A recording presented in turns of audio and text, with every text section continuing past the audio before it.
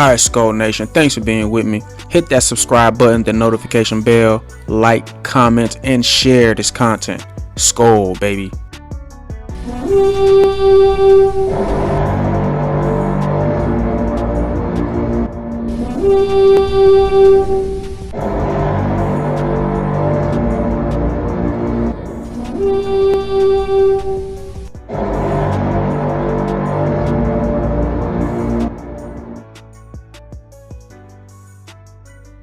What's going on? What's going on, Vikings fans? Welcome to Talk Vikings with me.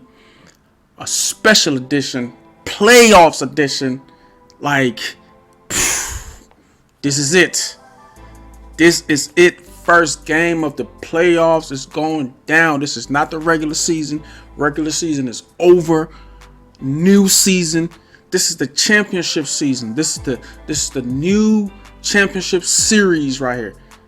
Kind of like this ain't like baseball, this ain't like basketball where we got a bunch of games and then if we beat them then it's like a bunch of you got a few games, next thing you know you're in the Super Bowl, and this is it right here. Forget the record. 13 and 4. Forget all that. This is the real test right here. Now, I don't want to ramble on too much. I just want to jump into the offense and defense, because I had a few things to say. Like, I wanted to talk about, how it's a home game, the crowd going to have our back, and, it's a different environment, and, like how we're going to come with a, playoff energy is different. Pat P was talking about it. He's like, man, during the playoff time, it's a whole different ball game. He's going to be extra hydrated. He's going to have an extra jug of water on the sideline. And, just like who's more hungry, who wants it more and all of this. But I don't want to elaborate on all of those points that I had. Had a lot of other things, not defense or offense that I wanted to talk about, just in reference to how important this game is, but I'm pretty sure you guys already know how important the game is. So let's just hop right into offense and defense, and just kind of give my thoughts on the game and what I think that we need to come up on top in this game right here. Because we beat the Giants before, but this is the playoffs. This is a whole different ball game. I think they're going to get the star cornerback, Adoree Jackson. They got guys like Kayvon Thibodeaux. They got a Pro Bowl defensive lineman. I forgot his name. They got some good players. They got Saquon, obviously. They got Daniel Jones, like him. So let me just get into what I think that we need. Little talk with fellow fans here. The few people that watch my channel, and let me know in the comment section. Like the video. Let me know in the comment section what you think about my football knowledge. What you think, because I've said some things that has came to pass before. Like I've don't let me go back. But let's get into it, man. So first I'm gonna start with offense. Okay, number one thing that I'm concerned about, how are we gonna handle that Giants pass rush? Like I said, they got a Pro Bowl linebacker. They got Pro Bowl defensive lineman, and their defensive coordinator, he is known for blitzing. He blitzes most of the time. Most of the time on defense, the Giants blitz, and our offensive line is depleted. Like, we don't have our right tackle. We don't have Brian O'Neill. We have Oli Udoh. Udoh has done pretty good.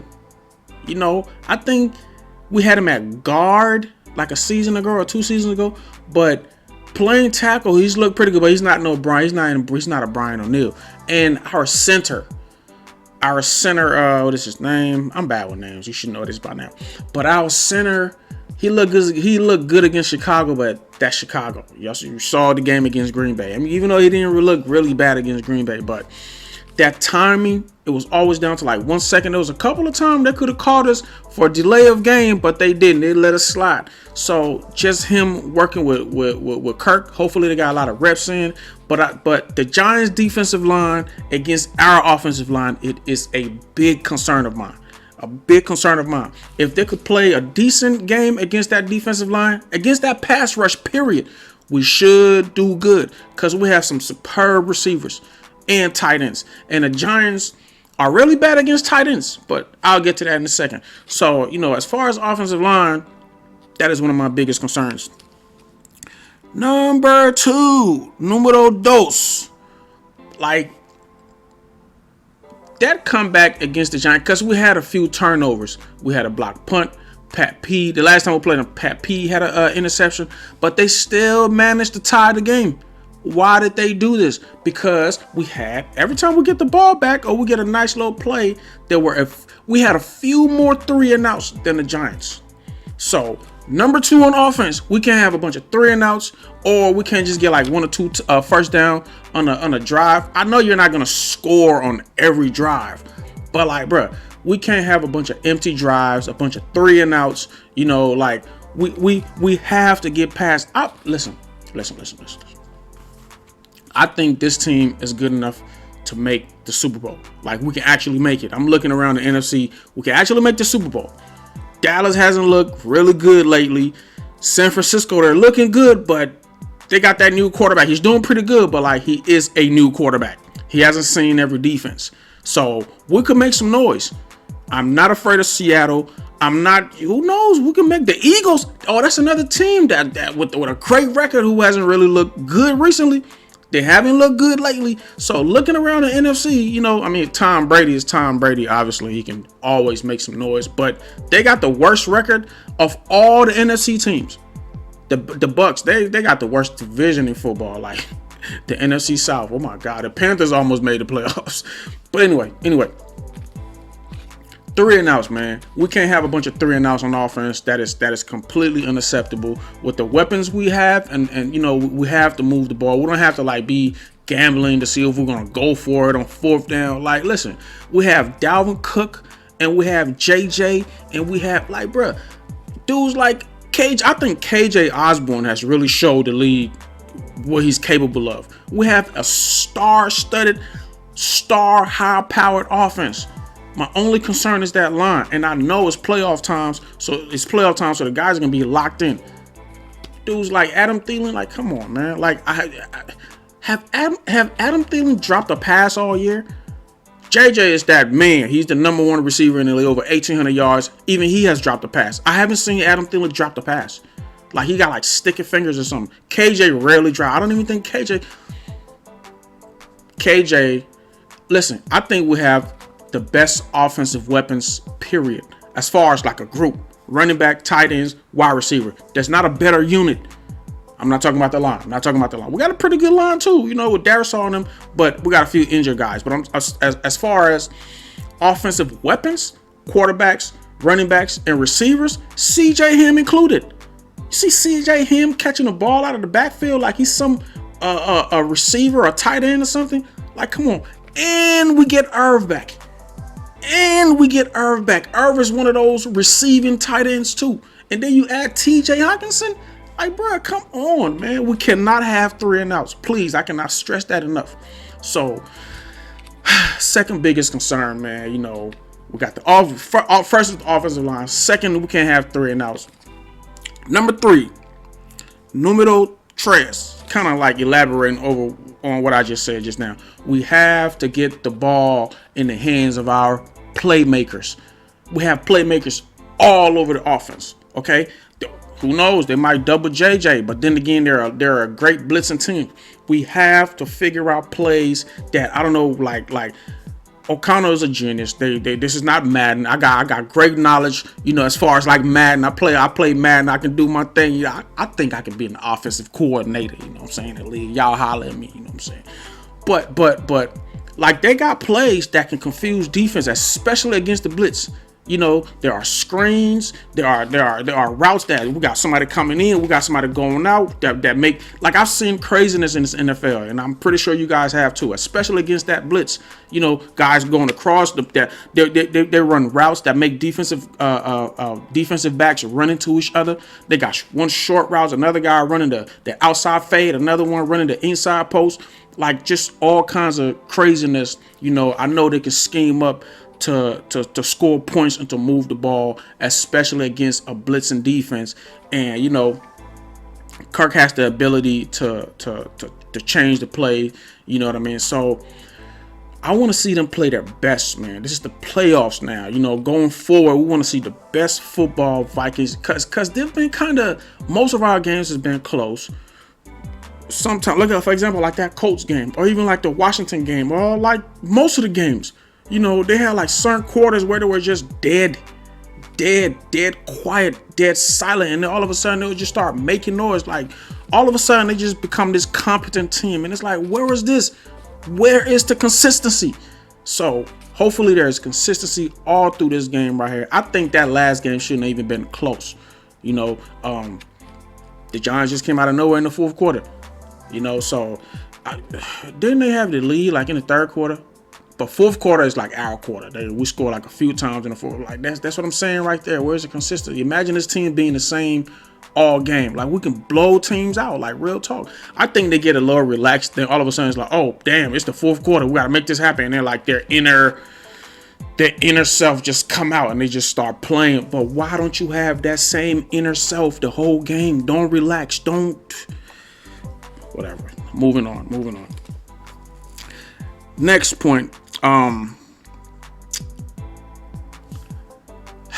do I say this? The Giants, I did my homework. The Giants are really bad against tight ends. For some reason, I think they're like the 5th worst in the league against tight ends.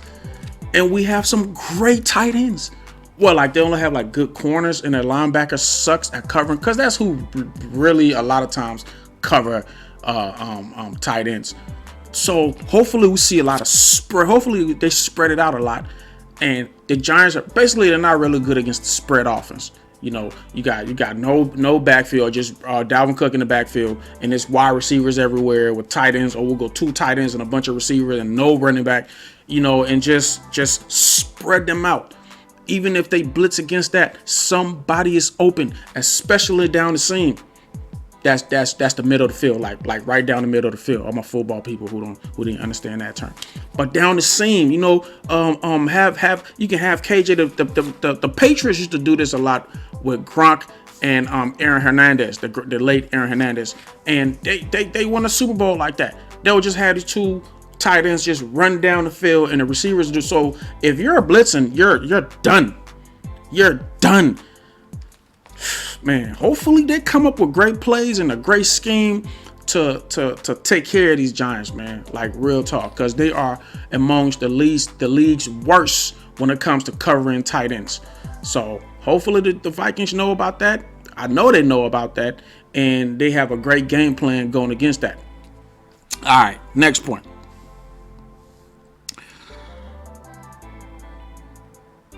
Kirk will change.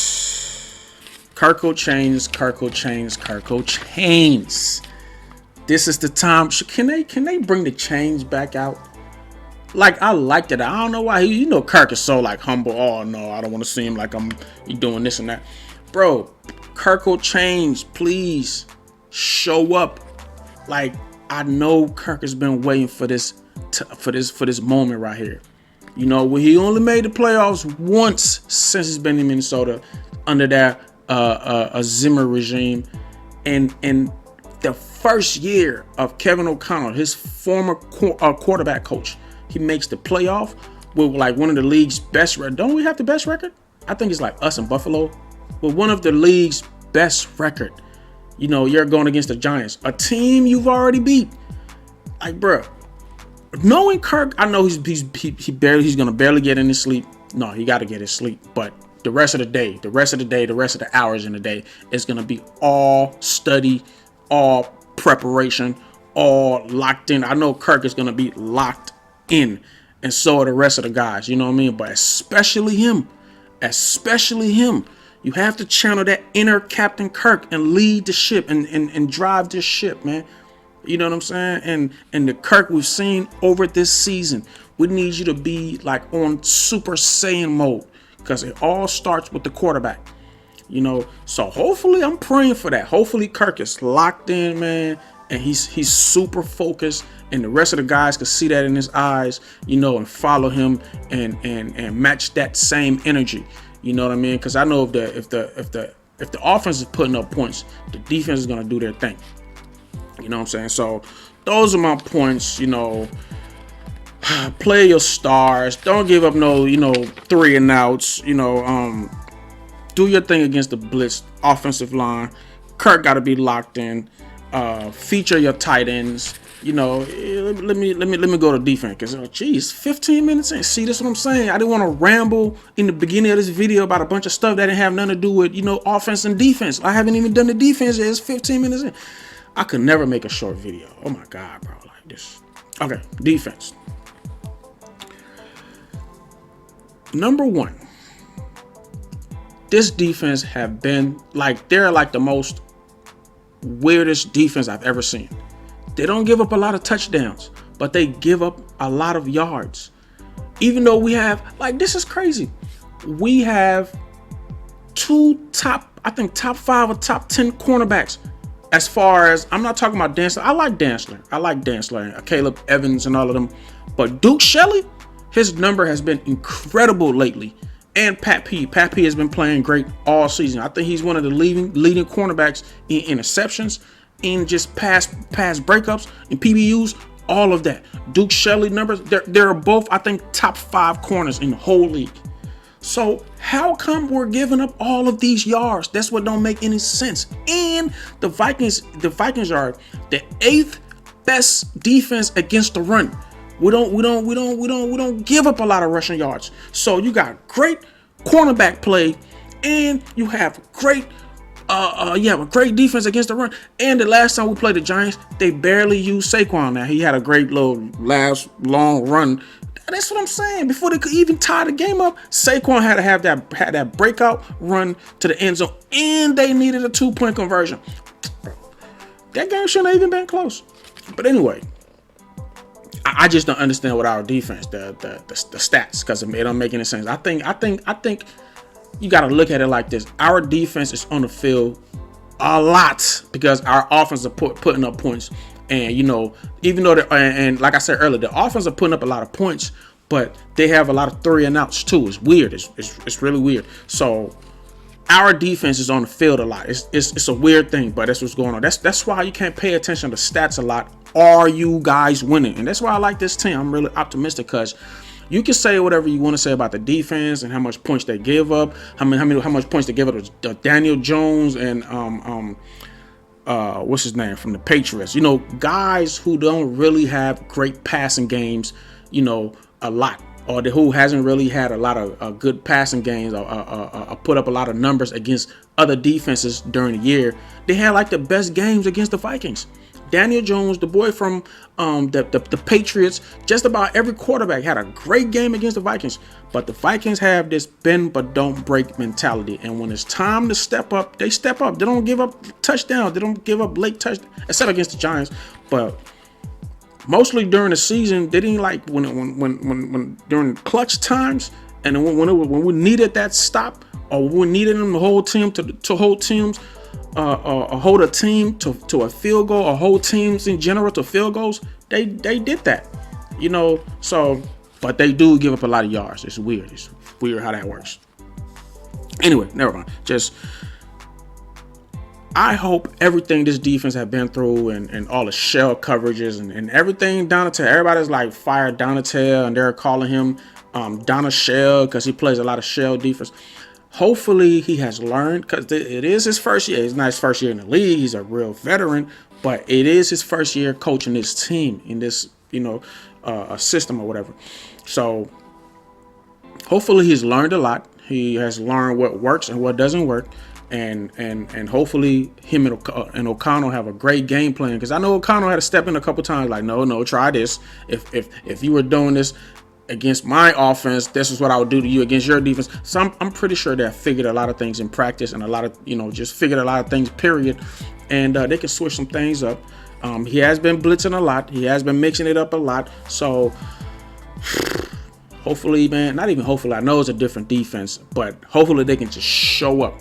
They can show up in the league now. Our linebackers have been giving up a lot of yards against like tight ends, and our middle, as far as pass coverage, has been known to be a little leaky. So hopefully they take care of that, because we're a great run defense team. But as far as like against the pass and passes down the middle, we need to fix that. Eric Kendricks, linebackers, period. So hopefully we can fix that.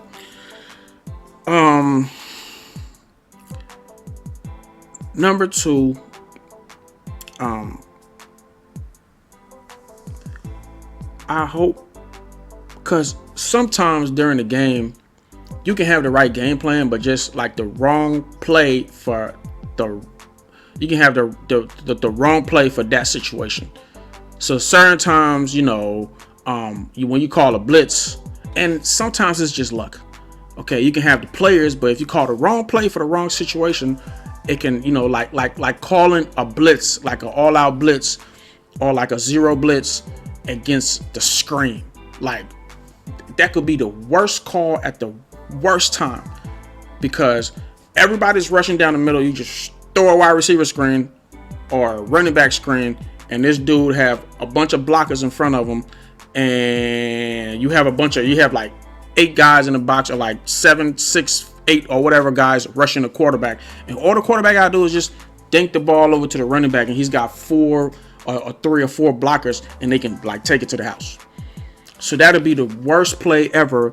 My thing is, hopefully, and we need a little luck, pray with me, guys, hopefully they have the right plays at the right time. Okay, hopefully they call cover 2 for the right situations. We have the 2 deep safeties when they want to go long, or hopefully we call man, for like a short route situation, or you get what I'm saying. Hopefully we call man in the right situation. Hopefully we call cover 3 or cover 4 or cover. Hopefully the defense we call on most plays are for the right situations. Now that I'm telling you, a lot of this football stuff, that's why you see some teams, they lose to a team that this team beat up, but this other team beat this thing. You're like, how did that happen? Sometimes, because all these dudes are pros. Sometimes it's luck. They just called the right plays in the right situations, and it happened. It makes sense. When it was the right time to blitz the quarterback, they called a blitz play, and it worked. Sometimes you can call the wrong play, and it don't work because it's not the right situation. So, hopefully, they call the right plays for the right situations on offense and defense, so we can make it happen. We need some luck sometimes, All right, so that's that. Number 3, don't give up any big plays. Don't give up any big plays. It kind of goes hand in hand to the point I just made, where you gotta call the right plays for the right situations. But even you can think you have somebody to cover, or you can think you have the right defense, and somebody miss a tackle, or somebody slip and get burnt or something, or somebody kind of misjudge a receiver's speed or whatever, or just kind of get juked out on a little move and take a. Hopefully we don't give up any big plays. Hopefully we don't do that. No big plays given up in the run defense and the pass defense. So that's a big concern of mine. Lastly, there's so much, man. There's so much. I don't want to make a long video. I'm gonna stop here. But one more thing I want to say, and I don't want to, like I said, I can talk all day what we can do on defense, because our defense have been our weak point. But blitz Daniel Jones. He doesn't do good against the blitz. Or even if we don't blitz, contain him. He's another quarterback that likes to run. You have to contain Daniel Jones. He can't take off. That's how they score one of their touchdowns. He was scrambling and ran around and ran through the defense, and he kind of threw the ball to one of their receivers. Pat P was covering. Like, you can't blame the corners. The corners can't cover somebody for like forever, so hopefully, man, the pocket kind of close up on him, and we don't give him like running lanes, or the blitz work, because sometimes the blitz can be your downfall. You can blitz, and if that quarterback find a running lane, and it's over with. You know what I mean? So hopefully the blitz work, or if we don't blitz, they can kind of contain him in the pocket, kind of confuse him because we got great cornerback play. We got great DB play. So I'm gonna end it there, man. Those are my points, you know, on defense, and I obviously gave the ones on offense. And it's just so much that goes into these games. But we are playing at home, and hopefully they come out with the right energy and start the game right. Don't fall behind quick and then try to play catch up. Like, we can't make that happen. It worked against the Colts. It didn't work against the Packers. It didn't work against the Eagles. It damn sure didn't work against the Cowboys. Like, you know, and the Lions. So, man, hopefully we'll do our thing, man. We at the stadium. We at the Bank Stadium. I'm gonna be at the game. It's gonna be lit. You know, like one of the Giants players talked about, like, our crowd is like, they're not loud, and he expected it. Like, bro, don't put fuel. Do not put more fuel in this fire, sir. Like, we already whooped you guys the first game. Don't, bro. I wish that statement, because I know they were listening.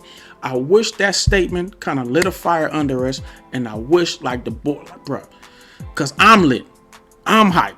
Like, what do you mean our crowd it's not loud, and you thought it was going to be louder? And like, jeez. So I already knew fans heard that, and I already knew it was going to be lit, bro. It's going to be lit. And they were here for that whiteout game. It was that white. What do you mean it wasn't? It was loud. I was there. The whiteout was loud. Anyway, whatever. Giants, right? We're going to turn them into midgets. We are going to turn them into little people. But I'll catch you guys later, man. This is the playoffs. This is it, baby. Win or go home. And I know the boys are going to do their thing, man. That offensive line got to play, though. They got to show up. And that Vikings, that middle pass defense got to show up. But other than that, I'll catch y'all later after the game for the post-game video, man. Skol, baby, all day. All day. Skol, man. We're skalling to the big game, man. I know we're going to make it happen. Peace.